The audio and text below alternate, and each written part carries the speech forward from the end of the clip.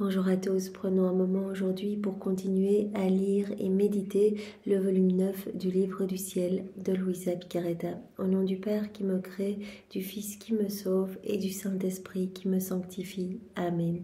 Jésus, une fois de plus, nous entrons en toi, dans ta divine volonté, nous nous fondons en toi, nous nous identifions à toi, nous nous consumons en toi, nous nous unissons, d'où Jésus, à ton humanité, à ta divinité, à ta volonté. Nous fusionnons nos volontés dans la tienne, nous te les offrons, Seigneur, pour que tu t'en serves comme champ d'action, comme petit espace pour continuer ton œuvre de création en nous.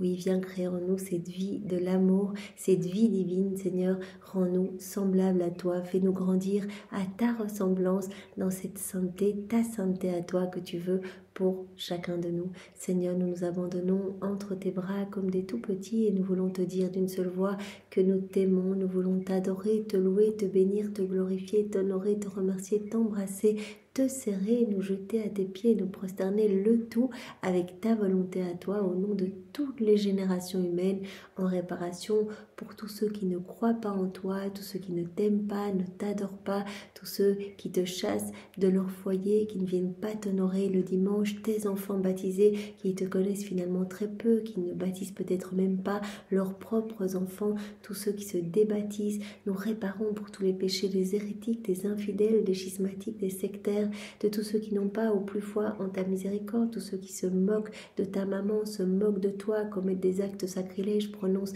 des paroles blasphématoires, tant de froideur, tant d'iniquité, tant de manque de correspondance à ton amour que nous entendons réparer, Seigneur, par l'offrande de nos vies, par l'offrande de nos volontés, par l'offrande de tout ce qui constitue nos êtres.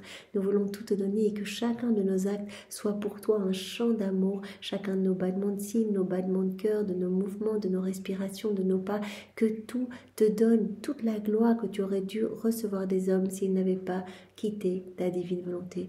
Nous voulons par chacun de nos actes donner également toute la gloire que tu aurais dû recevoir des âmes réprouvées si celles-ci ne t'avaient pas donné leur nom, si elles n'avaient pas choisi délibérément et volontairement toutes seules de s'arracher de toi pour aller se perdre. Nous voulons également, par chacun de nos actes, te donner toute la gloire que tu aurais dû recevoir de tes saints dans le ciel, tous tes saints, si tous leurs actes sur la terre avaient été accomplis dans ta divine volonté. Nous voulons également te donner toute la gloire que tu devrais recevoir de toutes les âmes se trouvant au purgatoire, ainsi que toute la gloire que tu aurais dû recevoir de chaque élément créé, si ceux-ci avaient été dotés de raison, mais nous sommes les seuls à avoir cette raison. C'est pour cela que nous prêtons nos bouches, nos voix aux éléments créés, à chacun des actes de nos frères et sœurs de tous les temps, pour te dire « Jésus, nous t'aimons, Jésus, tu es notre roi, Jésus, viens vivre dans nos cœurs. » Oui Seigneur, c'est ce que nous voulons, nous t'ouvrons grand les portes de nos cœurs pour que tu t'y établisses définitivement avec ton Père, l'Esprit Saint, avec ta maman et que tu viennes tout faire en nous jusqu'à nos derniers souffles.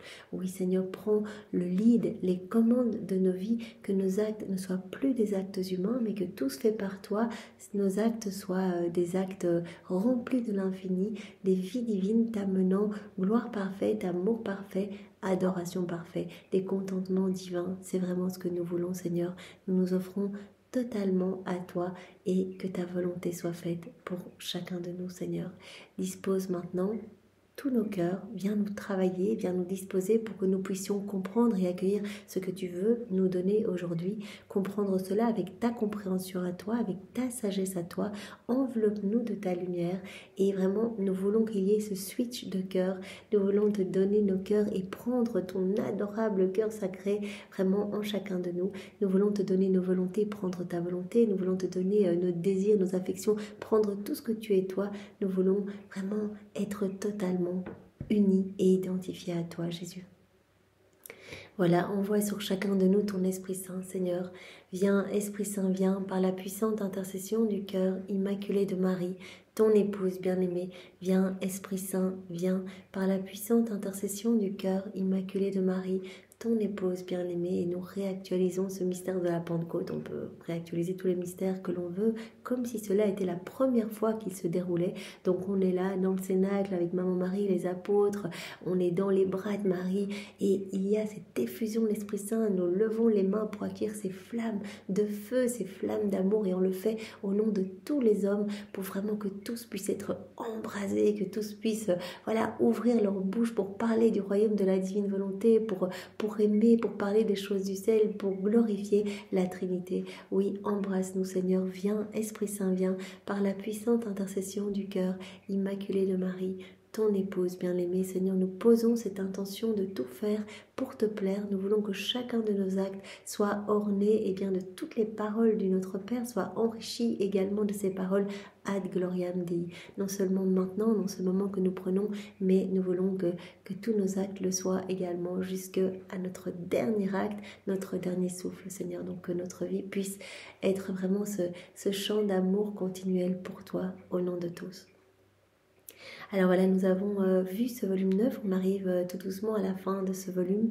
Nous avons vu au chapitre 1 Jésus qui nous demandait de nous laisser en fait façonner par ses mains, laisse-toi transformer.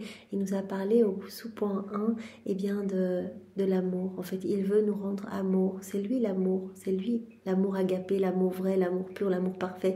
Et il veut qu'on le devienne nous aussi. C'est son plan pour nous. En fait, c'est ça, atteindre ce 4e niveau de vie dans la divine volonté. C'est-à-dire qu'on n'ait plus ces vertus humaines, mais que ce soit des vertus divines, que tout soit absorbé dans l'amour, qu'on soit totalement amour et lumière. On ne pourra s'unir à Jésus dans le ciel que quand on sera exactement comme lui. Il n'y a rien d'humain qui pourra rentrer dans le ciel. Donc Jésus veut déjà opérer cette transformation ici en nous faisant mourir à absolument tout et en faisant renaître cette vie de sainteté en nous. Donc vraiment, accueillons tout ce qu'il a à nous donner, laissons-nous travailler. Donc Jésus nous a dit, celui qui s'unit vraiment à moi, celui qui m'aime vraiment, en fait, il va prendre possession de moi, il va perdre, petit à petit son être propre et il va acquérir l'être divin, au point tel qu'il ne se reconnaîtra plus lui-même. Voilà, chaque acte qu'on fait, on alimente cette vie divine, la vie de la divine volonté en nous, cette vie de sainteté, cette vie de prière, cette vie de lumière, la vie même de Jésus. Donc évidemment que notre tempérament va changer, on va acquérir les humeurs divines. Jésus nous a dit aussi qu'on formait comme de 12 notes de musique, de 12 mélodies à chaque fois qu'on s'unissait à lui, qu'on faisait des choses par amour pour lui et notre âme se gorgeait de lumière. Vous vous rappelez le confesseur de Louisa, eh bien Jésus lui avait dit il est au purgatoire, mais regarde, il a une espèce de mer de lumière autour de lui et Louisa avait dit mais comment est-ce possible au purgatoire d'avoir en même temps toute cette lumière? Jésus avait dit c'est tout ce qu'il a fait par amour pour moi. Eh bien voilà, il l'a reçu comme gage pour l'éternité. Donc voilà, il est avec cette lumière là au purgatoire. Donc tout ce que vous faites par amour pour moi se change directement en lumière et j'en fais mes mets les plus délicieux. Alors que si vous faites de grandes actions, de grandes choses au niveau humain, mais sans amour pour moi, plutôt avec genre un petit peu d'intérêt personnel, en fait cela me donne complètement la nausée. Donc moi je regarde chaque fois votre intention d'amour. Donc c'est vraiment important. Alors Jésus nous a dit aussi que vraiment si on s'unissait à lui, qu'on faisait tout par amour pour lui, eh bien de toute façon nous n'allons jamais le confondre en amour. Il va toujours nous donner plus en fait. Il dit je ne peux pas me laisser vaincre en amour. Vous me donnez de l'amour, vous faites les choses par amour pour moi, je triple encore tout ce que vous m'avez donné. Vous imaginez dans la divine volonté, on donne Dieu à Dieu, on donne du parfait, on offre à la Trinité les propres bénédictions de Jésus, ses propres œuvres, ses propres actes, les actes de Maman Marie. On donne vraiment de l'amour pur à la Trinité. Et donc tout cela est redoublé dans notre cœur. Il y a ce déversement d'amour spécial sur nous et cela va déborder après dans chaque cœur. Donc c'est vraiment très très beau. Et Jésus nous a dit aussi, tout ce que tu fais par amour pour moi, uni à moi, ça va rentrer en moi et ça va être transformé en mes propres œuvres. Et l'amour vrai va purifier tout en toi, va triompher de tout et va atteindre tout et va transformer complètement ton âme en moi. Donc c'est ça que Jésus veut. Dans ce sous-premier point, il veut vraiment qu'on devienne complètement amour. À travers tous ces passages qu'on a vus ensemble, eh bien Jésus veut nous rendre comme lui. Et puis il nous a demandé de garder nos yeux sur lui, voilà, avoir cette vie contemplative, ne regarder que lui en nous, voir cette activité divine partout à l'extérieur de nous et voir eh bien l'activité de la divine volonté qui nous maintient en vie, qui nous donne le mouvement, qui nous donne l'aide, qui nous donne tout. Et Jésus étant chacun de nous, nous devons nous occuper de lui. Si on regarde à droite à gauche, qu'on se préoccupe des commérages, des jugements, du regard des autres, en fait c'est tous des moments où on ne s'occupe pas de Jésus, où on ne le nourrit pas, où on n'est pas uni à lui. Donc c'était un secret de Maman Marie pour être toujours heureux de garder nos yeux sur Jésus et de ne considérer qu'il n'y a que lui et nous ici-bas en fait. Voilà, le voir souffrant chacun de nos frères pour penser directement à le consoler. Si quelqu'un nous critique, nous calomnie, et bien entendre la voix de Jésus qui nous dit ma fille, ma petite chérie, je veux que tu souffres un peu là parce que je veux purifier ton âme, je veux que tu me ressembles, je veux que tu grandisses vraiment dans cette sainteté. Le voir souffrant, la personne qui n'est pas connectée à Dieu en nous critiquant, mais souffrant aussi en nous, c'est lui qui prend en premier les coups. Donc voilà, être toujours nos yeux fixés sur lui, ne penser qu'à lui, ne pas penser même au passé, même à nos péchés, etc. Jésus dit non, tu dois te détacher de tout, tu dois mourir à tout et tu dois vivre chaque moment au présent uni à moi. Parce qu'il n'y a pas de temps en Dieu, il n'y a pas de passé, il n'y a pas de futur, c'est l'éternel présent. Donc concentre-toi à chaque instant pour être uni à moi. Et c'est magnifique quand on fait un acte dans la divine volonté, c'est cette union la plus parfaite. C'est comme un mariage, tous les saints, les bienheureux se réjouissent, préparent des banquets dans les cieux, etc. pour célébrer ce moment et tous viennent se déverser dans notre acte. Il y a tout, il y a les actes de Maman Marie, il y a toute la création, les actes de Jésus, même la Trinité s'y reproduit.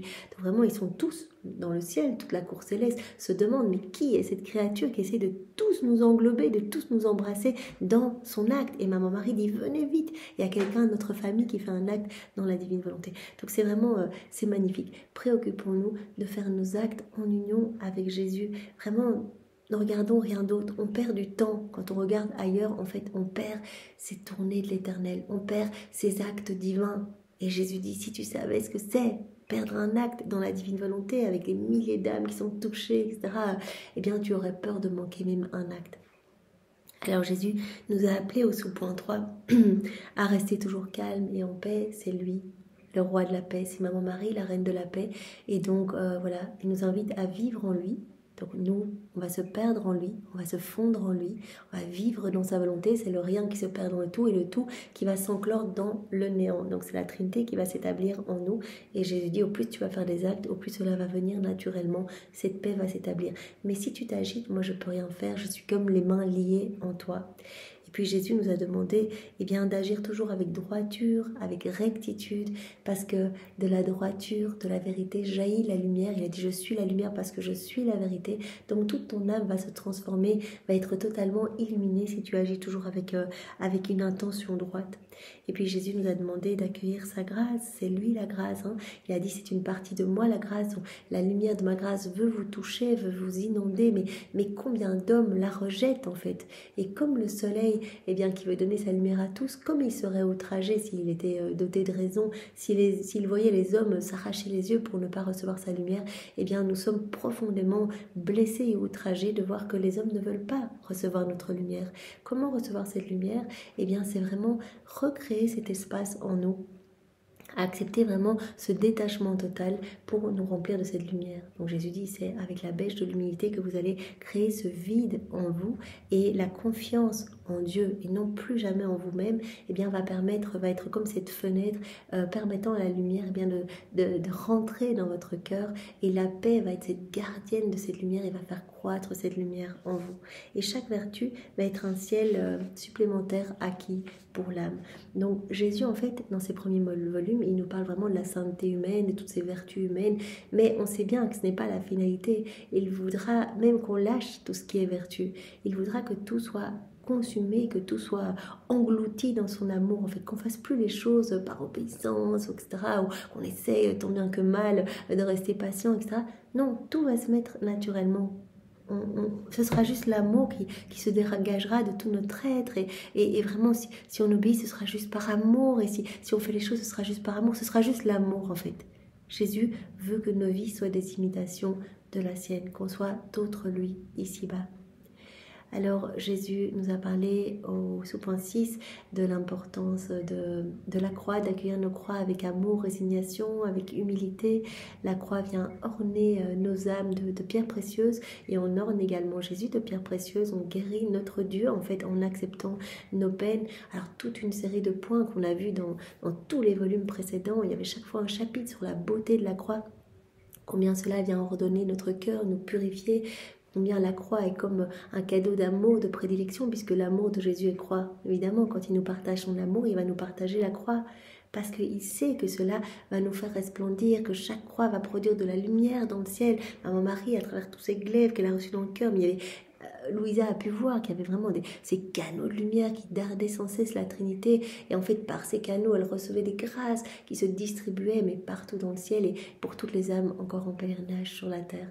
Donc en fait, chaque croix vécue avec amour, en union avec Jésus, va produire de la lumière. Jésus dit, au plus vous avez de souffrances ici-bas, au plus vous avez de moments même difficiles, etc., au plus vous vivez des privations, au plus vous aurez de béatitude dans le ciel, pour autant que ces croix soient vécues avec moi. Donc regardez toujours vos croix d'un point de vue divin et non d'un point de vue humain. Alors Jésus nous a appelés à venir vivre dans sa volonté. Quand on vit dans sa volonté, on est parfaitement en sécurité. Il y a comme cette palissade de lumière autour de nous, cette palissade ornée de toutes les vertus. On va recevoir vraiment cette paix profonde, cette paix divine. D'ailleurs, c'est un premier signe que l'on vit dans la divine volonté.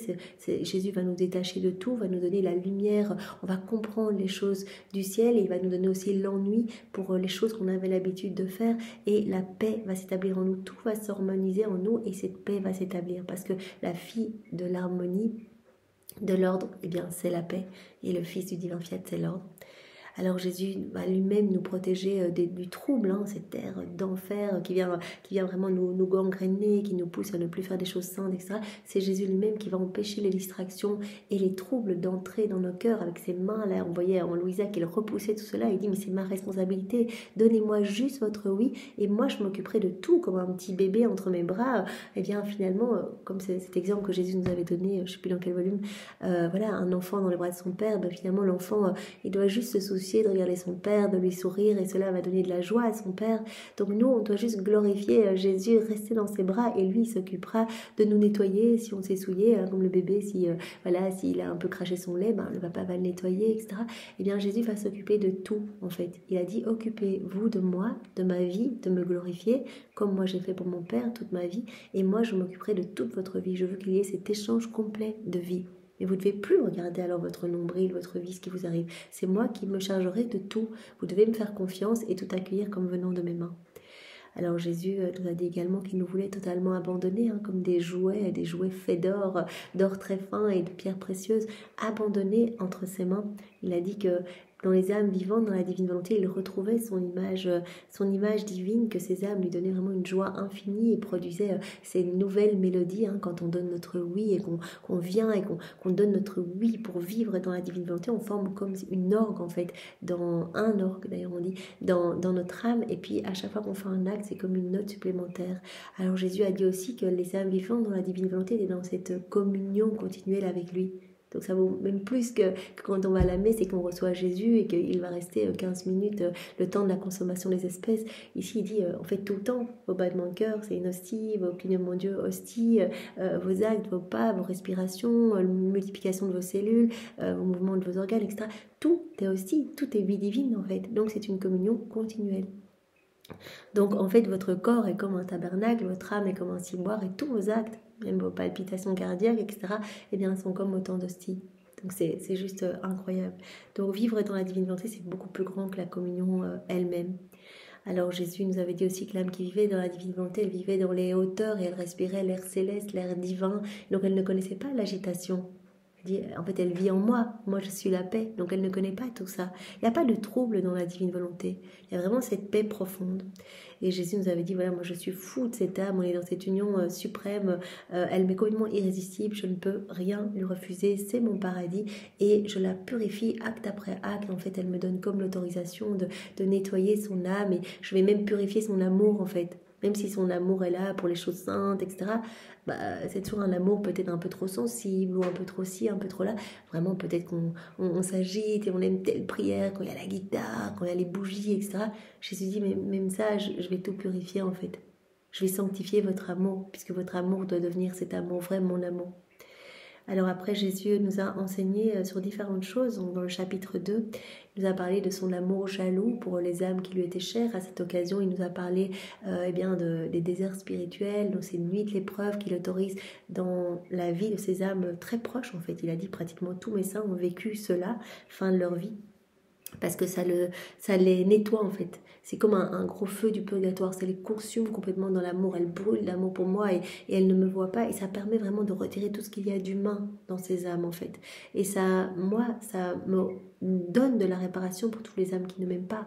Là, elles sont consumées d'amour et je les ai comme compagnes en fait dans cet abandon extrême que je ressens quand les âmes me tournent le dos, ne veulent pas de moi, s'arrachent de mon cœur pour emprunter le chemin de la perdition. Donc ces âmes m'apportent de la réparation et aussi elles vivent comme ce purgatoire. C'est vraiment un purgatoire, c'est le martyr des martyrs. Et il l'a dit, c'est un martyr d'ordre divin en fait, cette privation de moi.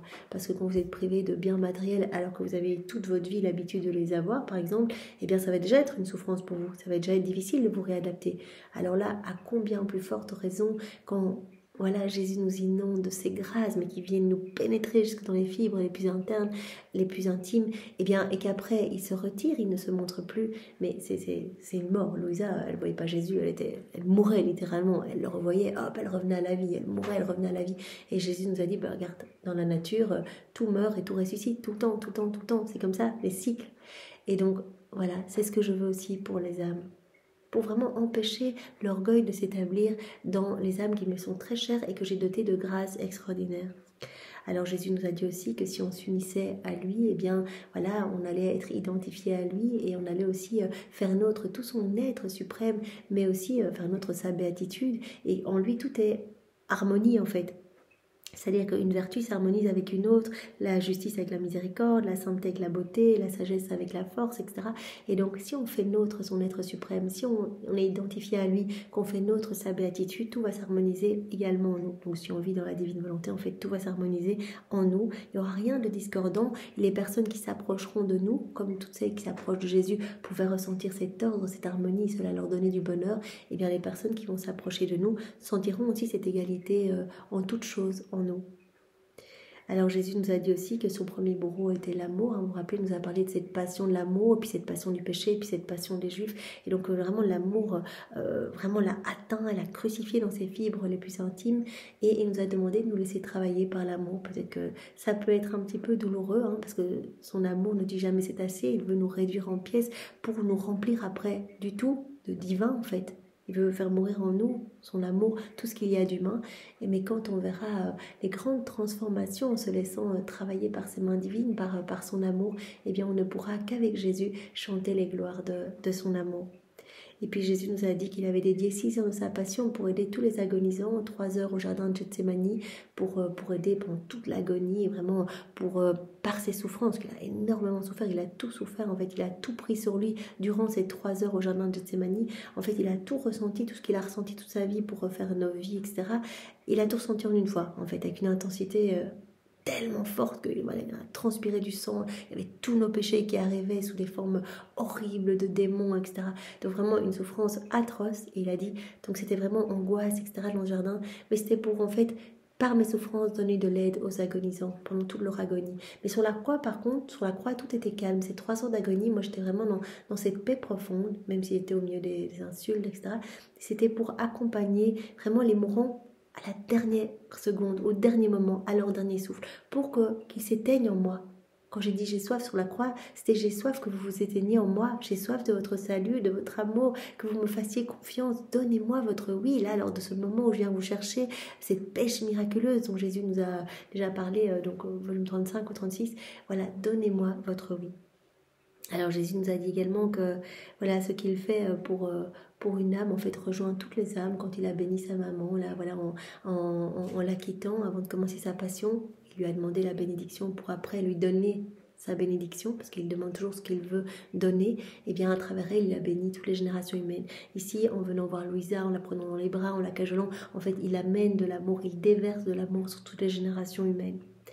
Alors Jésus nous a dit aussi que vraiment il attendait de nous voilà, cette ressemblance, c'est-à-dire qu'il attend de nous l'amour, la soif de la vérité, la droiture. Cela rend vraiment l'âme semblable à lui. C'est lui l'amour, c'est lui la vérité et tout n'est que justice et droiture en lui.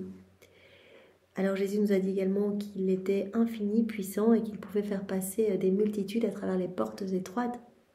Quand on nous parle à travers les évangiles de la porte étroite, etc., on pourrait se dire, oh là là, il n'y a pas beaucoup d'âmes qui vont être sauvées. Et pourtant, Jésus dit, mais c'est que vous me voyez, à travers le filtre de votre mesquinerie, parce que moi je suis immense. Pour moi, c'est pas un problème de faire passer tous mes enfants, des milliards et des milliards d'enfants, par cette porte étroite. Mais c'était nécessaire que je parle de cette étroitesse pour pousser les hommes à vivre ce changement de sainteté.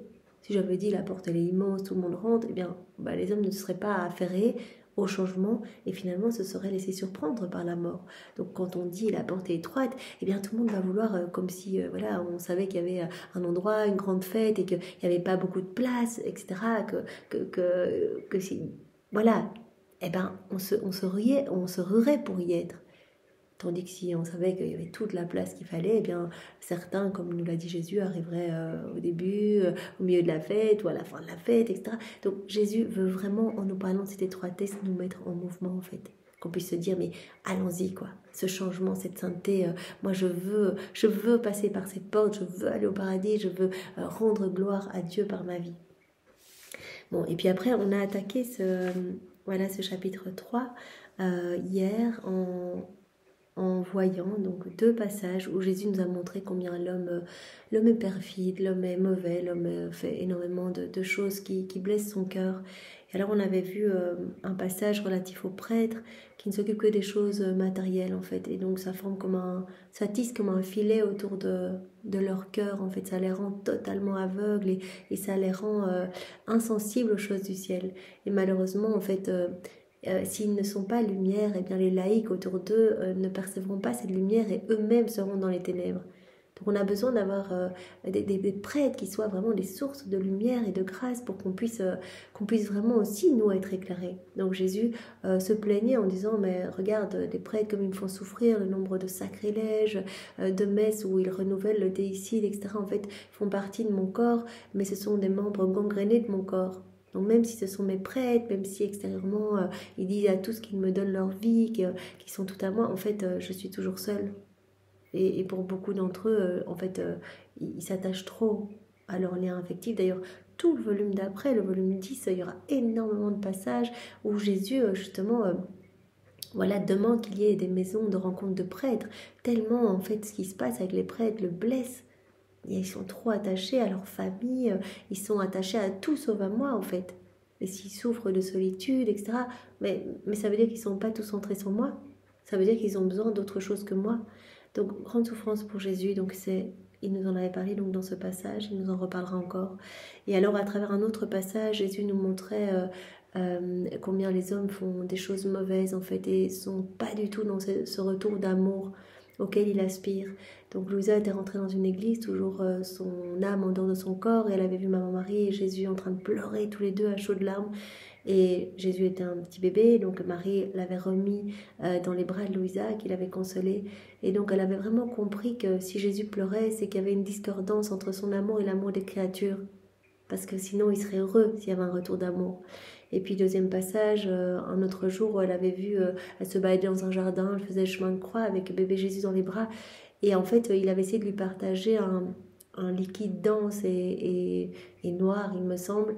Et puis, en fait, elle voyait dans ses bras Jésus. Donc, elle n'arrivait pas à garder la partie dense. Et donc, elle l'avait recraché par terre. Et elle avait vu bébé Jésus avec vraiment ce liquide qui coulait le long de sa bouche. Donc, elle avait eu peur que ce soit le démon, etc. Elle avait dit, mais fais ton signe de croix. Et elle avait compris que c'était Jésus. Il avait dit, ok, si tu as peur de ce liquide, je vais le ravaler. Mais en fait, c'est toute l'amertume que j'ai face à tellement d'iniquité, tant de méchanceté humaine. Et à un moment, voilà, ce qui va tomber sur le sol, ça va être l'exercice de ma justice. À un moment, l'homme est si mauvais que je suis obligée d'envoyer des châtiments en fait, pour le ramener à moi. Parce que comme on l'a vu, toutes mes vertus sont en harmonie. Donc accroché à ma justice, il y a la miséricorde aussi. Donc accroché à mes châtiments, il y a aussi des grâces de conversion. Donc des âmes vont revenir à moi, etc. Donc c'est le seul moyen que j'ai trouvé pour essayer de sauver l'homme en fait. C'est l'ultime stratagème d'amour en fait, les châtiments. Pour que l'homme soit sauvé. Pour que l'homme, en ayant tout perdu, se rattache à moi, revienne à moi, me prie. Alors on avait vu chapitre 4 aussi, intimité Jésus, Louisa. Alors on a vu comme premier point, ton amour me rafraîchit. On avait vu Jésus qui se nourrissait dans le cœur de Louisa, dans le sein de Louisa, mais en fait c'est son cœur, en fait il se nourrissait de tout ce qu'il avait mis en Louisa. Donc c'est ce qu'il attend de chacun de nous, qu'on lui redonne son amour. En fait c'est ça, quand on vit dans la divine volonté, on ne donne pas nos petits je t'aime humains, on donne de l'amour divin. On donne du parfait à Dieu. Et ça va vraiment nourrir Jésus. Et donc par nos actes, par nos rondes, on va le faire grandir en nous. Et alors Jésus disait à Louisa, par ton état, en fait, tu me lis, tu me gagnes complètement, tu m'es irrésistible, je peux rien te refuser. Parce que Louisa disait, mais regarde, à l'époque, au tout début, tu me disais que si j'acceptais tes souffrances, tu allais empêcher tel fléau du choléra, et c'est ce qui s'est passé. Et regarde, maintenant, tu viens plus, tu me partages plus de souffrances, et je vois que les châtiments vont à tout vent. Et donc, elle l'appelait, et en fait, Jésus ressent toutes les souffrances de Louisa. Il a dit que c'était vraiment ce qui le faisait le plus souffrir d'ailleurs. C'est la blessure qui le blesse le plus, l'amour de ces âmes qui lui sont chères. Alors il a dit c'est une souffrance mais qui est accompagnée de mer, de joie, de bonheur, de douceur. Par exemple toutes les souffrances de maman Marie directement se répercutaient dans le cœur de Jésus et réciproquement. Donc voilà, il est venu, il a dit à Louisa, tu me lis complètement, tu me gagnes en fait, voilà. Ok, je vais t'accorder ce que tu me demandes. Alors on a vu un troisième point, hier on avait terminé par ça, Jésus qui disait à Louisa, je t'aime et je me donne sans cesse à toi, et à travers elle il s'adressait à nous. Quand Louisa demandait, et tes seins dans le ciel, et Jésus avait dit, mais mes seins en fait ils sont dans la divine volonté évidemment. Ils sont comme des soleils en face du soleil divin, et ils sont dans cette exaltation, dans cette joie. Jésus avait dit, mais je suis leur vie, je suis leur joie, je suis leur félicité, je suis leur bien immense. Ils sont complètement remplis de moi, et en fait en moi ils trouvent tout, je suis tout pour eux, ils sont tout pour moi. Et alors là on avait poussé la réflexion parce qu'il y a un autre passage plus tard où Jésus explique que les âmes vivantes dans la divine volonté ne seront pas ces soleils. D'ailleurs Jésus dit même que en fait ce sont plutôt des étoiles, mais ne seront pas ces soleils / étoiles en face de lui, mais qu'elles seront vraiment des soleils en fait immergés, fondus dans ce grand soleil divin. Donc on sera vraiment, on sera unis dans la gloire de Dieu. On ne fera qu'un en fait avec ce soleil divin. On sera en lui. Jésus dit, ces âmes seront les plus beaux joyaux de mon trône. Et donc Louisa, elle se dit, mais tout ce que tu donnes au sein, c'est magnifique, et moi tu me donnes presque rien, en fait tu me laisses là, et tu viens même plus me voir, tu me donnes même pas la grâce de la souffrance. Donc Louisa, elle demande la souffrance, elle dit, la souffrance c'est ma meilleure amie, parce que quand tu m'octroies de partager ta crucifixion, en fait tu es là, tu es dans chacune de ces souffrances. Donc en fait elle recherche la souffrance pour soulager Jésus et pour être plus proche de lui. Elle se rend bien compte que par la souffrance, en fait on grandit en intimité avec Jésus. Et Jésus avait dit, je suis tout le temps là et je t'aime en fait. C'est moi la divine volonté, je vis en toi, et je me donne sans cesse à toi. Je me donne tantôt personnellement, tantôt par grâce, tantôt à travers la lumière, tout le temps. Quand je ne me montre pas physiquement, c'est que je suis en train de châtier. Et alors je me donne à toi, et je te fais sentir, par exemple, ces parfums célestes. Alors, soit des grâces sensibles, vous vous rappelez quand qu'elle bouge, qu'elle remue sa couverture, elle sent une espèce d'odeur délicieuse, ces parfums du ciel. Alors aujourd'hui, on continue avec le point 4, donc de ce chapitre 4. Courage, je te récompenserai pour tout. Je garde tout dans mon cœur. Tout ce que tu fais là, par amour pour moi, uni à moi, je garde tout dans mon cœur. À la date du 1er octobre 1909.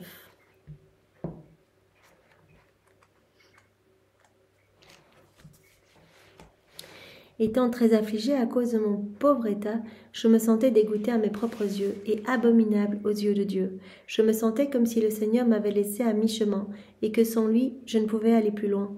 J'avais le sentiment qu'il ne voulait plus se servir de moi pour épargner au monde des châtiments, et que c'était pourquoi il avait éloigné de moi les croix, les épines, et mis fin à toute participation à sa passion et à ses communications. Tout le temps, Louisa, elle se pose la question de savoir est-ce que mon état est conforme à ta volonté ? Il y a deux choses qui me manifestent que mon état est conforme à ta volonté, les souffrances et ta présence. Tu te montres plus, j'ai plus de souffrance. Est-ce que c'est encore conforme à ta volonté ? Il dit, est-ce que j'ai fait quelque chose ? Souvent, il se pose cette question. Est-ce que j'ai commis quelque chose de mal qui fait que tu veux plus me voir, etc. La seule chose que je voyais, c'était qu'il veillait à ce que je demeure dans la paix. Elle dit, ok, il vient plus, il me partage plus de souffrance, mais je vois qu'il veille toujours à me garder dans la paix. Mon Dieu, quelle douleur! Si tu ne me distrayais pas de ma perte de la croix, de toi et de tout, j'en mourrais de douleur. Ah, si ce n'était de ta sainte volonté, dans quel océan de difficultés je serais noyée. Oh, garde-moi toujours dans ta sainte volonté, et cela me suffit. J'étais dans mon état habituel et en pleurant, je me disais, le bon Jésus n'a aucunement tenu compte de moi, ni de mes années passées au lit, ni de mes sacrifices, de rien, sinon il ne m'aurait pas laissé. Et je pleurais et je pleurais. Donc ça rejoint ce qu'on a vu il y a quelques jours. Non, c'était d'ailleurs dans le tout premier point, où Louisa disait mais tout ce que j'ai fait là, apparemment pour toi, tous ces sacrifices, ces années dans mon lit, en fait si tu viens plus, en fait ça compte pour rien tout ça. Et Jésus avait dit non, tout ce que tu as fait uni à moi dans ma volonté, vraiment par amour pour moi, en fait tout est entré en moi et est devenu en fait mes œuvres. Tes œuvres sont devenues mes œuvres, tes travaux sont devenus mes travaux. Voilà, tout ce qui a été fait, uni à moi, par amour pour moi, entre en moi et se transforme en mes propres œuvres. Donc ce que tu as fait et souffert pour moi se trouve en moi et accomplit sa mission pour le bien de tous, comme mes propres œuvres.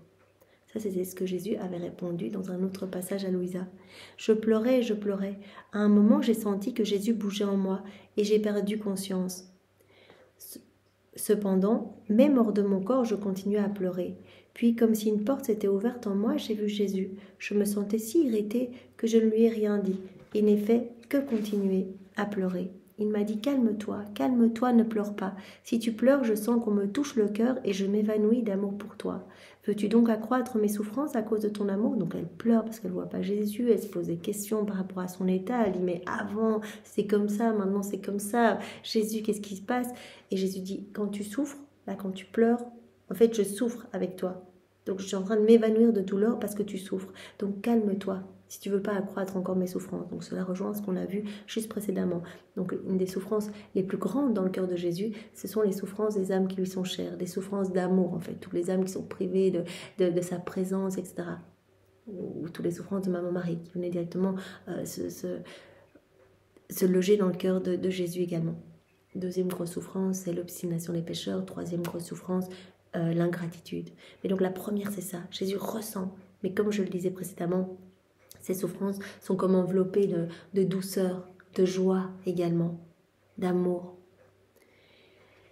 Puis en prenant un air majestueux et comme assis sur un trône dans mon cœur, donc il lui montre vraiment qu'il vit en elle, que même si elle ne le voit pas, il est véritablement bien là, il sembla tenir une plume et écrire. Se tournant vers moi, il me dit « Voici, je ne tiens pas compte de tes choses, non seulement de tes années passées au lit, de tes sacrifices, mais encore de tes pensées que tu as eues pour moi. J'écris tout, j'écris tes affections, tes désirs, tout, et même ce que tu voudrais faire et souffrir, mais que tu ne peux pas, parce que je ne te le permets pas. Je prends note de tout, je te récompenserai pour tout. » Vous vous rappelez, voilà Jésus qui disait à Louisa, je suis débiteur en fait envers toi, j'ai des dettes d'amour envers toi en fait. Si je venais tout de suite, c'est toi qui aurais des dettes envers moi. Mais là, c'est moi qui ai des dettes d'amour envers toi parce que tu souffres, que tu ne me vois pas, etc. Je me fais attendre, donc j'ai des dettes envers toi et je te récompenserai dans le ciel. Là, je prends note de tous ces soupirs ardents quand tu m'attendais, toutes ces souffrances quand tu m'attendais, tout ce que tu voulais souffrir, tout ce que tu veux souffrir et que je ne t'autorise pas. Voilà, par obéissance, tout ce que tu ne souffres pas, etc. Quand je dois châtier, que je ne te partage pas ma crucifixion, je prends note de tout. Ce sont des souffrances et je te récompenserai pour tout. Je compte tout, je pèse tout, je mesure tout, afin que rien ne soit perdu et que tu sois récompensé pour tout. Toutes ces choses que j'écris, je les garde dans mon cœur. Ne t'inquiète pas, car Jésus se montrait là sur un trône dans le cœur de Louisa en disant non seulement je suis là, présence réelle en toi, même si tu ne me vois pas, et je tiens compte de toutes tes souffrances. Regarde, je pèse tout, je note tout, etc. Donc il se montrait avec une plume en train de tout écrire. Je garde tout dans mon cœur et ne t'inquiète pas, je te récompenserai pour tout. Ensuite, je ne sais comment je me suis retrouvée en Jésus. Alors qu'auparavant, je me trouvais dans mon propre intérieur, ma tête semblait être à la place de la sienne, et tous mes membres formaient son corps. Voilà. La tête de Louisa se trouve à la place de la tête de Jésus et tous les membres de Louisa forment le corps de Jésus. Donc on voit vraiment cette parfaite identification qu'elle ressent très fort. D'ailleurs, très souvent, elle dit mais je sens Jésus, je sens sa respiration dans mon souffle, je sens ses pleurs dans ma gorge, je sens quand il est heureux, je sens quand il est triste. C'est ça, cette identification que l'on va vivre nous aussi petit à petit. À force de faire nos actes, Jésus va prendre plus de place. Et si Jésus vit en nous, si Jésus utilise nos yeux pour regarder à travers eux, pour imprimer le sceau de sa compassion sur nos regards, etc. On ne va plus regarder les vilaines choses, etc., les vitrines des magasins, etc. Non, Jésus, s'il regarde à travers nos yeux, il va venir purifier, sanctifier tous nos regards. S'il utilise nos oreilles pour écouter, on ne va plus vouloir écouter des concerts de choses vaines et ça. on voudrait écouter que les choses du ciel, écouter la voix aussi de celui qui est malheureux pour l'aider, etc. Donc ça va être ça, cette identification. Jésus va nous faire ressentir les choses. On va être triste, on va entendre des personnes en train de ricaner de l'église, de blasphémer, etc. Parce que c'est Jésus qui va vivre en nous. On ressentira ses tristesses, mais aussi ses grandes joies. Il nous partagera tout. Il va continuer sa vie et sa passion en nous. Donc là, Louisa, elle se voit complètement, elle voit sa tête sur le corps de Jésus, elle voit ses membres qui forment le corps de Jésus. Elle voit qu'elle est vraiment identifiée, collée à Jésus. Ma tête semble être à la place de la sienne et tous mes membres formaient son corps. Il me dit, vois comment je te garde comme mon propre corps. On ne fait qu'un. Puis il disparut. Un peu plus tard, comme je continuais d'être affligée et que je fondais en larmes à tout moment, il me dit, courage ma fille, je ne t'ai pas laissée, je reste cachée, parce que si je me montrais comme auparavant, tu me garderais continuellement attachée et je ne pourrais plus châtier le monde. Une fois de plus, Jésus lui dit, c'est parce que je dois châtier. Comme tu me lis, je suis obligée de ne plus me montrer. Je ne t'ai pas non plus laissé à mi-chemin. Vous avez dit, mais on dirait que tu as commencé un travail et puis tu me laisses là à mi-chemin. Non, non, je ne t'ai pas laissé à mi-chemin. As-tu oublié ce que sont ces dernières années de ta vie? Ce sont des années voulues par ton confesseur. Tu es dans cette pleine obéissance. Ton confesseur t'a interdit de souhaiter la mort, etc. Ne te rappelles-tu pas qu'à 4 ou 5 reprises, tu t'es trouvé en lutte contre moi, moi qui voulais t'emmener alors que tu me disais que ton confesseur ne le voulait pas?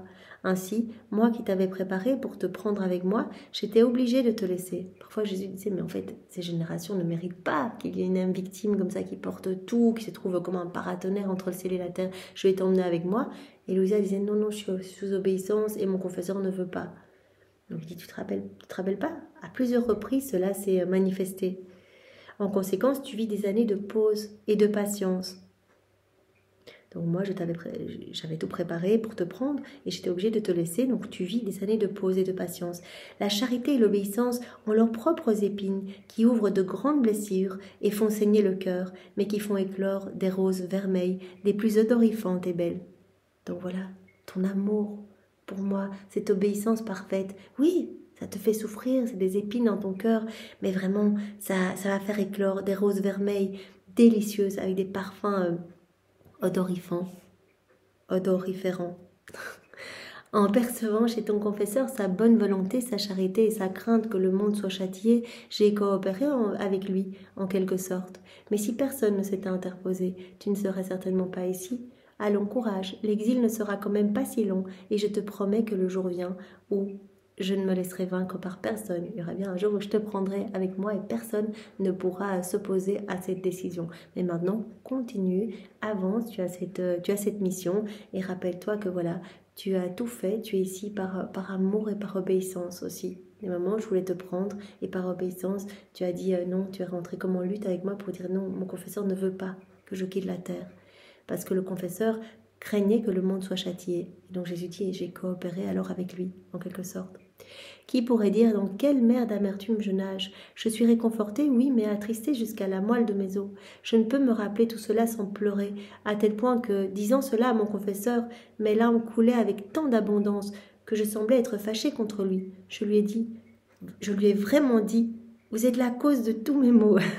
Donc vraiment, elle dit à ce confesseur, c'est à cause de vous que je suis encore là. Quand Jésus voulait m'emmener, vous m'avez mis sous obéissance. Voilà, on voit combien Louisa aime Jésus et on voit combien elle est tellement humble et petite en fait. Elle est vraiment comme une petite fille là qui pleure quand elle voit pas Jésus, etc. On doit être comme ça, tout petit.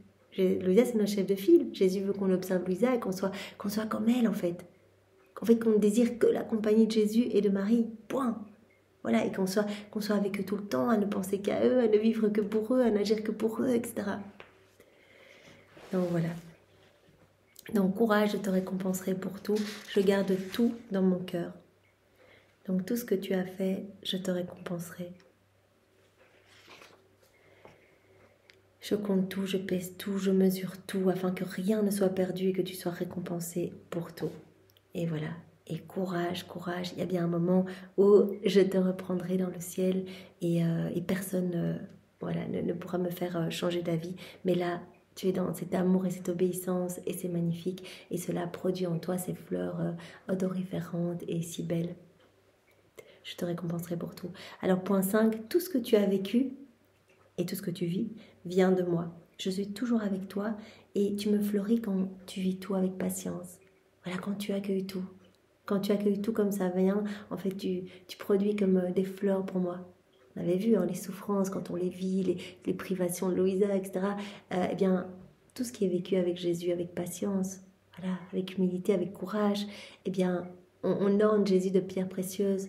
Mais Jésus dit ici, tu m'ornes aussi de fleurs quand tu vis tout cela avec patience, que tu accueilles tout comme venant de mes mains.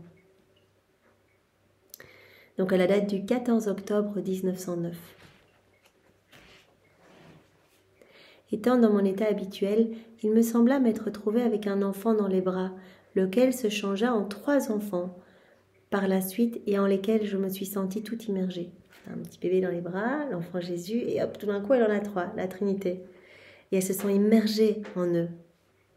Quand mon confesseur vint dans la matinée, il me demanda si Jésus était venu. Je lui ai dit ce que je viens d'écrire, sans ajouter quoi que ce soit. Mon confesseur me dit « Ne t'ont-ils rien dit? N'as-tu rien entendu ?» Je répondis « Je ne peux pas très bien le préciser. » Il poursuivit « La très sainte Trinité était ici et tu ne peux rien dire? Tu es devenu stupide.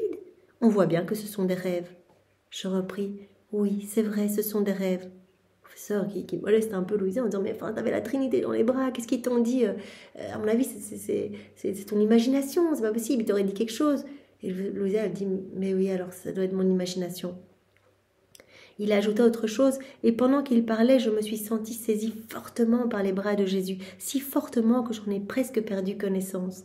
Jésus me dit « Qui veut molester ma fille ?» Je répondis « Le Père a raison puisque je ne peux rien dire. Il n'y a aucun signe que c'était toi qui es venu à moi. » C'est vrai, je peux rien dire, c'est peut-être le fruit de mon imagination, le Père a sans doute raison. Et vous voyez comment Jésus est la sentinelle vigilante de Louisa, comme il nous l'avait dit. Vous allez être en sécurité si vous vous unissez à moi. C'est moi qui viendrai et je vous garderai dans mes bras avec ces chaînes de lumière, ces liens de paternité. Là, le Père s'énerve un petit peu sur Louisa, dit « Mais enfin, t'es stupide ou quoi? Tu peux rien répéter. » Et Jésus dit « Qui veut molester ma fille? Qui veut embêter ma fille ?» Et il l'étreint vraiment pour la cajoler et l'inonder d'amour. Jésus enchaîna en me disant « J'agis avec toi comme le ferait la mère. » Donc Jésus enchaîna en me disant « J'agis avec toi comme le ferait la mère avec une personne qui viendrait plonger dans ses profondeurs. Je t'immerge tout entière dans mon être, de sorte que tous tes sens en sont imprégnés. » T'es immergé en moi, tous tes sens en sont imprégnés, tu es rempli de moi. Ainsi, si tu veux parler de mon immensité, de ma profondeur, de ma hauteur, tout ce que tu peux dire, c'est qu'elles sont si grandes que ta vue en est obstruée. Si tu veux parler de mes délices et de mes qualités, tout ce que tu peux dire, c'est qu'elles sont si nombreuses que dès que tu ouvres la bouche pour les compter, tu te noies en elles, et ainsi de suite pour tout le reste. Comme Louisa nous l'a déjà tellement montré à travers tous les premiers volumes, elle dit en fait moi, quand je quitte mon corps, mon âme quitte mon corps, je me retrouve là dans l'immensité, lumière, etc. Je comprends tout. Jésus me communique des choses par cette communication substantielle, par ces communications de lumière, etc.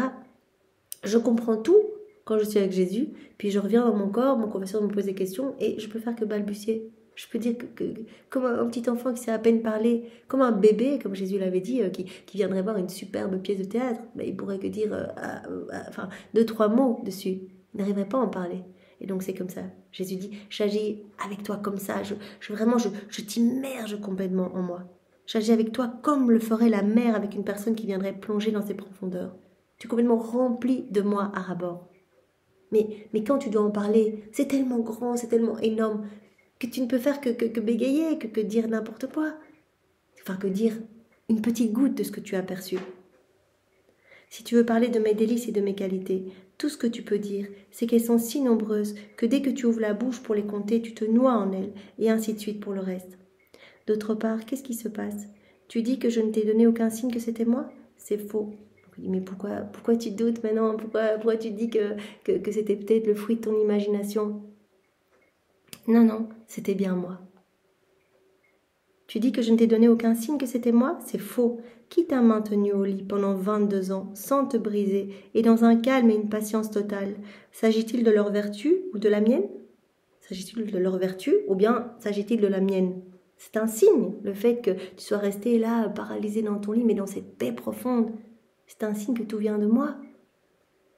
Et que dire des tests qui te firent subir dans les premières années de ton état actuel, quand ils t'ont fait demeurer immobile pendant 17 ou 18 jours sans prendre aucun aliment, était-ce eux ou moi qui te maintenais? Vous vous rappelez, à un moment, les prêtres au début, enfin, Louisa dans ses premiers volumes, c'était juste affreux, tout le monde la remettait en question, même les prêtres disaient mais non, mais elle fake, etc. Donc ils venaient même plus la sortir de l'état de pétrification. Et un jour, elle était restée là pendant 17-18 jours. Jésus dit, mais qui te maintenait dans cet état? Qui? Mais c'était moi, évidemment. Donc, en fait, toute ta vie et ton état, tout ce que tu as vécu, tout ce que tu vis, ça vient de moi. Et d'ailleurs, le signe, c'est que tu es dans cette paix, alors que tu es dans cette paralysie totale, etc., que tu peux presque plus rien manger. Tu es dans cette paix profonde. Ça, c'est un signe que j'agis en toi. Après cela, comme mon confesseur m'avait appelé, je suis revenue dans mon corps. Ensuite, il célébra la Sainte Messe et je communiais. Alors Jésus revint. Je me suis plainte qu'il ne venait plus comme auparavant, que le grand amour qu'il avait pour moi semblait changer en froideur. Je lui ai dit, chaque fois que je me plains, tu trouves des excuses. Ainsi, tu dis que tu veux châtier, et que c'est pour cela que tu ne viens pas. Mais moi je ne crois pas cela. Qui sait quel mal se trouve dans mon âme? Voilà pourquoi tu ne viens pas. Au moins dis-le-moi, pour que quel qu'en soit le prix, y compris le prix de ma vie, je l'enlève. Sans toi, je ne peux être. Il dit, mais il y a sûrement quelque chose de mal en moi.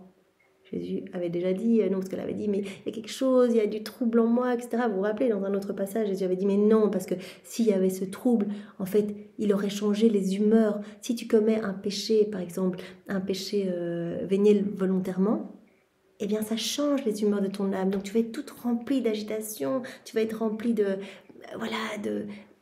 d'impatience, etc. Là, tu vois que tu restes toujours calme. Il n'y a pas de mal en toi, il n'y a pas de péché en toi. Voilà, donc elle dit, mais Jésus, montre-moi s'il te plaît s'il y a quelque chose de mauvais en moi, que je puisse vite, eh bien, y remédier, que je puisse, même y compris le prix de ma vie, même si je dois donner ma vie, l'enlever. Sans toi, je ne peux être. Pense ce que tu veux, je ne peux pas aller de l'avant ainsi, que je sois ou bien avec toi sur la terre, ou bien avec toi dans le ciel. Me coupant la parole, Jésus me dit, calme-toi, calme-toi. Je ne suis pas loin de toi, je suis toujours avec toi. Et tu ne me vois pas toujours, mais je suis toujours avec toi. Que dis-je? Je suis au plus profond de ton cœur pour me reposer. Et pendant que tu me cherches et vis tes privations, avec patience, tu m'entoures de fleurs pour me réconforter et me permettre de me reposer plus en paix. Donc Jésus dit, calme-toi, tout ce que tu as vécu là, parce que le confesseur lui mettait en tête que tout était peut-être le fruit de son imagination. Jésus dit, non, tout ce que tu as vécu, tout ce que tu vis maintenant, c'est mon œuvre en toi. Sinon tu ne serais pas calme. Elle est toujours dans cette paix, même si elle vit ces privations, ces amertumes intenses, elle est toujours dans cette paix. Et ça, Jésus dit, ça, c'est mon doigt, c'est mon travail en toi. Et puis qui t'a maintenu dans cet état, tout ce temps, voilà, sans que tu te rebelles, sans que, voilà, c'est moi. Et qui te maintenait en vie pendant ces 17-18 jours, là au début, quand les prêtres ne venaient pas te sortir de cet état de pétrification. Donc non, tout est mon œuvre en toi. Tu n'es qu'un instrument entre mes mains. Donc tu dois absolument pas douter et ton état est conforme à ma volonté. Mais est-ce que j'ai fait quelque chose de mal? Jésus dit non. Accueille tout, vis tout avec patience. Je vis en toi. Tu ne me vois pas extérieurement, je suis là, profondément dans ton cœur. Je me repose en toi. Et pendant que toi, tu me cherches et que tu vis tes privations avec patience, eh bien en fait, c'est comme si tu m'offrais des fleurs. Tu mornes, en fait, par tes souffrances, tu mornes de pierres précieuses et c'est comme si tu m'offrais des fleurs magnifiques. Tu formes ces fleurs pour moi, en fait, quand tu vis ces privations et ces moments de souffrance intenses que j'autorise dans ta vie. Tu m'entoures de fleurs pour me réconforter et me permettre de me reposer plus en paix. Donc voilà, à travers Louisa, Jésus nous invite à nous abandonner, à tout accueillir comme venant de ses mains. Quand on vit dans la divine volonté, tout ce qui nous arrive, c'est autorisé par Jésus. Là, comme Louisa, tout ce qu'elle vit, c'est l'œuvre de Dieu. Tout ce qu'on vit, nous, ici, à notre petite échelle, les personnes qu'on rencontre, etc., c'est autorisé par Jésus. Des critiques, des jugements, des souffrances, c'est autorisé par Jésus pour quelque chose, pour notre sanctification, pour qu'on grandisse à sa ressemblance. On doit tout accueillir avec patience et vivre nos souffrances avec humilité. Jésus dit, si tu vis tout cela avec humilité, comme il s'adresse à Louisa pour toutes ses privations, tu vas former pour moi des fleurs. Je vais pouvoir me reposer dans ton cœur. Je me sens bien dans ton cœur, je me repose. Et voilà, tu viens comme m'entourer de ces parfums et de ces fleurs qui m'aident à me reposer davantage. Pendant qu'il disait cela, il sembla y avoir autour de lui tant de fleurs variées qu'elle le cachait presque. Il ajouta « Tu ne crois pas que c'est pour châtier le monde que je te prive de moi, et pourtant il en est bien ainsi. Quand tu t'y attendras le moins, tu entendras parler de choses qui arriveront. » Pendant qu'il disait cela, il me montra des guerres, et par le monde des révolutions contre l'Église et des églises en feu. Cela était presque imminent. Donc Jésus montre toujours à Louisa tout ce qui va se passer, l'exercice de sa justice, mais il lui montre aussi qu'il vit en elle, qu'il se repose en elle, et quand elle accepte tout avec patience, toutes ses souffrances, qu'elle les offre à Jésus, en fait elle amène du réconfort et un doux repos à Jésus. Si elle s'agite, etc., nous dans nos souffrances, si on se rebelle, qu'on ne veut pas aller croire, etc., Jésus dit mais non, alors vous n'êtes pas unis à moi, mais quand vous accueillez tout, en fait, je peux continuer mon œuvre de rédemption à travers vous. C'est magnifique, alors on est beaucoup plus unis, je me repose dans votre cœur, j'ai confiance en vous, et vous formez pour moi toutes ces fleurs, toutes ces pierres précieuses, vous me guérissez aussi, et je vous donnerai les mérites d'avoir guéri un Dieu. Ça, vous vous rappelez ce passage où tous les âmes du purgatoire disent mais comme vous avez de la chance d'avoir toutes ces vérités en fait qui vous montrent que vous pouvez par vos souffrances offertes, vécues en union avec Jésus, le guérir, l'apaiser, mettre comme un onguent sur ses plaies, un petit baume consolateur sur ses plaies. On peut encore voir un petit passage. Accueille tout ce qui t'arrive, appuie-toi sur ma volonté et veille à ne pas m'offenser. À la date du 16 novembre 1909. Oui, ce sont tous des passages qui vont un peu dans le même sens. Louisa qui se pose toujours cette question, Jésus, pourquoi tu ne viens pas? Est-ce que j'ai fait quelque chose de mal? Elle pleure, etc. Jésus dit non, non, non, non, tu n'as rien fait de mal, pas de péché véniel volontaire. D'ailleurs, elle a été confirmée dans la grâce, donc elle n'est plus encline.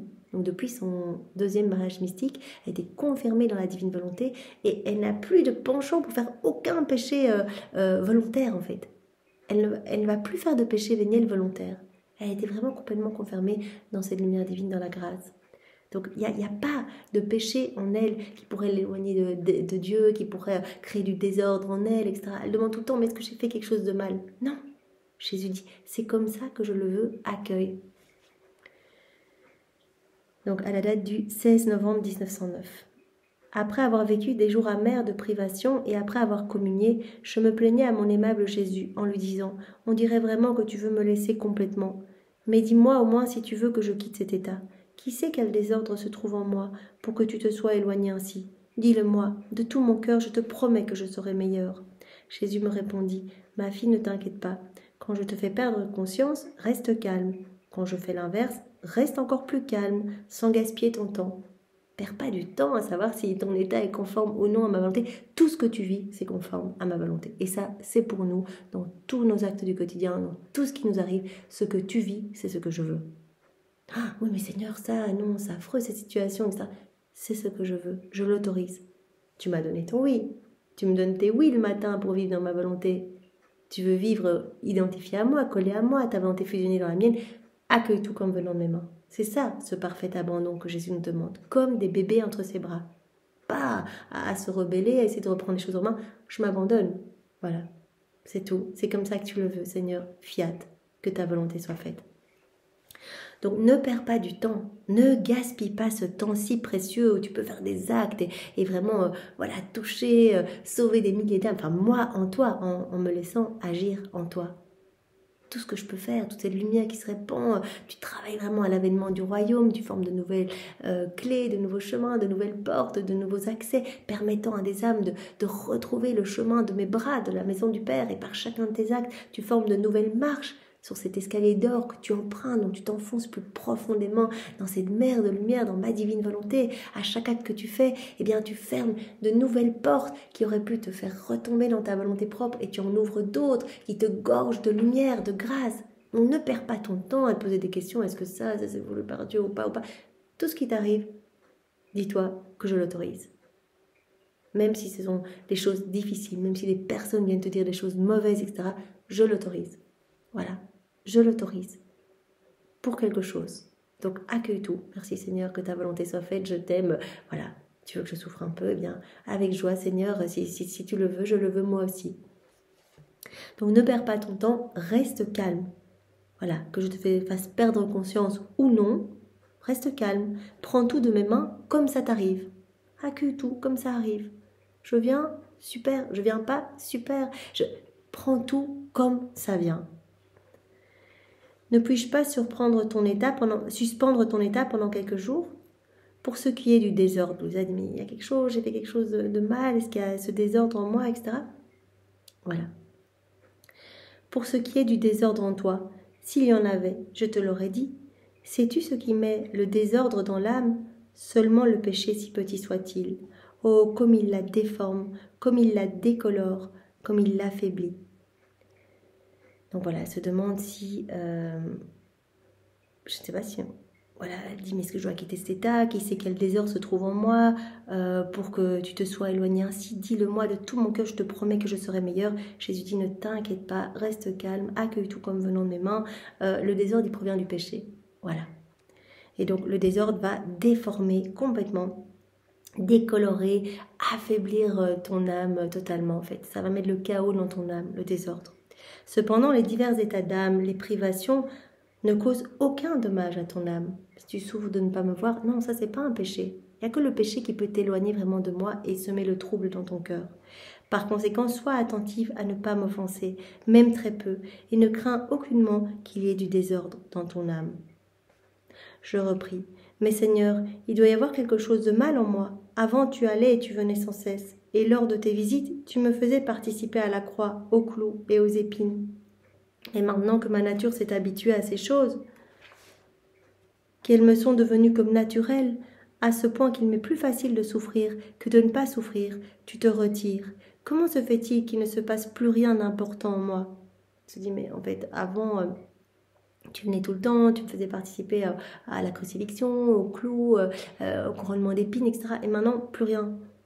Tu m'as habituée à la souffrance. Et maintenant que les souffrances me sont devenues comme naturelles, qu'il m'est plus facile de souffrir que de ne pas souffrir, et ben maintenant tu te retires. Comment se fait-il qu'il ne se passe plus rien d'important en moi? Avec douceur, Jésus me dit, écoute ma fille, j'ai eu à disposer ton âme pour que tu fasses tes délices de la souffrance. Je t'ai travaillé, je t'ai beaucoup travaillé pour que tu fasses des souffrances, en fait, tes délices. En fait, que les souffrances soient pour toi, voilà, fassent partie de ta nature et que tu aimes les souffrances, en fait. Que tu fasses des souffrances tes délices, afin que je puisse y accomplir mon travail.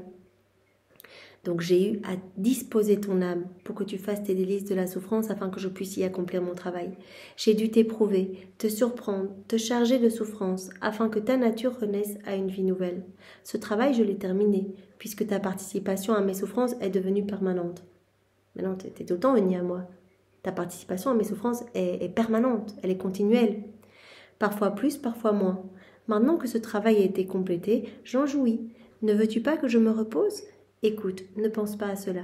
Laisse faire ton Jésus qui t'aime tant. Je sais quand mon activité est nécessaire en toi et quand je dois me reposer de mon travail. Donc voilà, je t'ai habitué à la souffrance. Maintenant, ta participation à mes souffrances est permanente, parfois plus, parfois moins. Et donc, voilà, je me repose en toi, ne pense à rien, ne te demande pas si ton état est conforme ou non à ma volonté. Il est conforme à ma volonté, ne te pose pas la question de savoir si tu as fait quelque chose de mal ou non. Non, je t'ai libéré de tout penchant à faire des péchés volontairement. Donc avance et accueille tout. C'est tout. Accueille tout comme venant de moi. Laisse faire ton Jésus qui t'aime tant. Je sais exactement quand mon activité est nécessaire en toi et quand je dois me reposer de mon travail. Accueille tout. Voilà, ça c'est vraiment pour chacun de nous. Arrêtons de nous poser des questions. Voilà, on voit que chaque fois c'est entre Jésus et Louisa dans cette grande intimité, mais Jésus s'adresse aussi à nous. Moi confiance, soit comme ce petit nouveau-né dans mes bras et voilà, dis-moi ce que tu veux, je le veux moi aussi. Fiat, on doit pouvoir dire fiat dans toutes les situations qui nous arrivent. Donc on a vu aujourd'hui Jésus qui dit à Louisa, je te récompenserai pour tout, courage ma fille, je garde tout dans mon cœur, je pèse tout, etc. Et même tes soupirs, voilà, toutes tes souffrances quand tu ne me vois pas, je te récompenserai. J'essaie d'être d'amour envers toi, je te récompenserai. Et Jésus nous le dit à nous aussi, hein, voilà, si on accepte avec amour nos croix, qu'on offre tout pour vraiment pour soulager Jésus, que vraiment voilà, on accepte aussi ce détachement, ce dépouillement, parce que Jésus va opérer cette grande purification, il va y avoir ce travail de l'amour en nous. Jésus dit, je te récompenserai pour tout. toutes ces souffrances que tu auras vécues ici, ces détachements, etc., ces petites morts en fait que tu vas vivre ici, eh bien elles vont produire tellement de lumière dans le ciel. Tu auras tellement de récompenses dans le ciel. Alors Jésus nous a dit également, tout ce que tu as vécu, tout ce que tu vis, ça vient de moi. Je suis toujours avec toi et quand tu accueilles tout avec amour, quand tu accueilles tout comme venant de mes mains, en fait, même dans les situations difficiles, ces privations de moi, etc., en fait, tu formes des fleurs pour moi et je peux me reposer dans ton cœur. C'était vraiment à chaque fois Jésus qui dit, mais accueille tout, je te récompenserai pour tout, fais-moi confiance. Quand tu me fais confiance et que vraiment tu es dans cet abandon complet, en fait, tu m'offres des fleurs et tu me permets vraiment de vivre heureux dans ton âme. En fait, c'est ça, Jésus, je te fais confiance. Viens vivre en moi et utilise mon humanité, mes yeux, ma bouche, mes mains, mes pieds et déploie ta vie en moi. C'est tout ce que je veux. Alors, on lui fait plaisir. Donc, je suis toujours avec toi et tu me fleuris quand tu vis tout avec patience et que tu accueilles tout. Et alors, on a terminé par ce dernier point, accueille tout ce qui t'arrive, appuie-toi vraiment sur ma volonté et veille à ne pas m'offenser. Voilà, donc Jésus dit, c'est vraiment le péché qui va t'éloigner de moi, en fait. C'est le péché qui va créer vraiment cette rupture avec moi, qui va créer le trouble en toi. Mais donc, veille à ne jamais m'offenser et accueille tout comme venant de mes mains. Donc, on doit rester très vigilant à rester ferme, avec ce désir ferme de ne jamais offenser Jésus. Restons avec cette pureté d'intention pour tout ce que nous faisons. Jésus, je veux tout faire pour ta gloire. Voilà. Et d'ailleurs, si quelque chose arrive, un trouble, etc., eh bien, Jésus dit, la meilleure manière de faire partir ce trouble, c'est de proclamer devant le ciel et la terre, devant toute la cour céleste, etc., que tu n'as pas que tu n'as pas l'intention de me faire du mal, que tu n'as pas l'intention de blesser mon cœur, et que tu veux juste me glorifier. Et vraiment, regarde si ton œuvre est juste, si elle est juste, tu n'as pas l'intention de m'offenser, eh bien le trouble s'en ira. Si tu veux me glorifier, si tu veux faire tout par amour pour moi et que ton œuvre est juste, il n'y a aucune raison que le trouble reste. Donc voilà, c'était les 3 armes qu'il nous avait données pour chasser le trouble. Eh bien voilà Seigneur, nous allons nous arrêter ici. Il y aura encore juste 2-3 points que nous finirons demain pour avoir fini ce volume 9, clôturer ce volume 9. Sois béni Seigneur, avec tes propres bénédictions, nous te remercions avec tes propres remerciements, ceux de Maman Marie, nous te recouvrons de ces baisers, de ces caresses, de ces gestes tendres, de tous ces actes, tous ces soleils magnifiques, de tous ces mouvements, de tous ces pas. Nous te recouvrons également de tous les actes accomplis dans ta volonté par Adam, dans son état d'innocence, par Louisa, par les âmes à la suite de Louisa. Nous voulons également t'offrir tous les actes d'amour accomplis par tous les saints à travers les siècles.